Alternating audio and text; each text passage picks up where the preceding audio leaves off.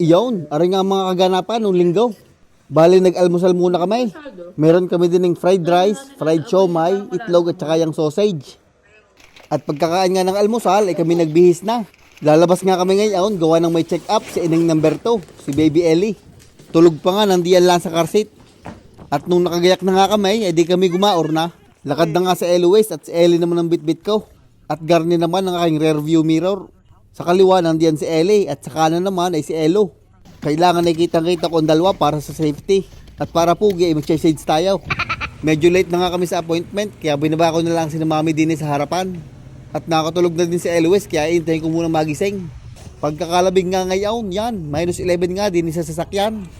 At wala pa nga isang oras ay nakabalik na si Mami. Mabilis nga ngayon, gawa ng walang tao at linggo. At pagkagaling nga sa ospital ay napadaan ako din sa Asian Store. Gaya kay isa lang ang aking bibilhin ay bay gali dumami na. Nakadilhin siya nga ako din ng siling labuyaw, aring pampanong isda, saging na saba at saka aring tulingan na isda, ating isasaing sa isang araw. At ang mga bili ni Mami, aring cracklings, boy bawang at saka yung mga chocolate. Gusto rin daw niya aring pilipit at saka aring torones. At habang papunta sa cashier, nagtitingin-tingin pa ako at baka may kailangan pa. Pagkabayad ko nga, ibinigyan ako na rin. Pwedeng manalo sa raffle. Ang papanalunan ata ay aring TV, kasama yung poste. Nung ako'y nakapamili sa Asian Store, ay dumaan muna ako din sa Eastside Mario's. Gawa na nagkikrave si Mrs. din sa garlic fingers.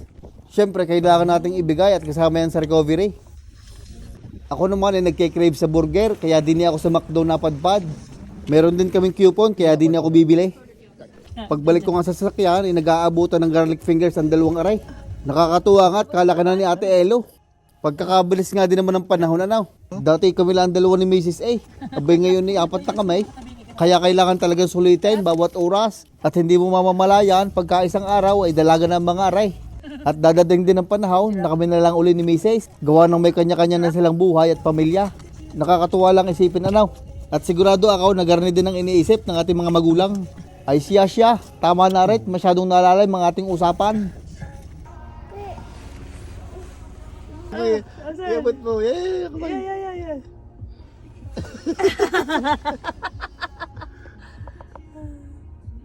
Sarap. Iyon, pagkatapos nga namin kumain, dumaan lang ako din sa Walmart. May binili lang akong ilang pirasong groceries para sa bahay. Naandinin na din naman kami sa bayan, kaya ako'y dumaan na din sa Costco.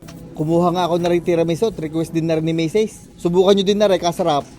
Dumampot na din ako na ring itlog at kakaunti ang nasa bahay at saka ring gatas ni Eloise. At pagka-uwi nga namin sa bahay, nagpahinga lang ng kaunti at nagluto naman ako ng aming hapunan. Nagluto nga ako ng munggo kahit linggo.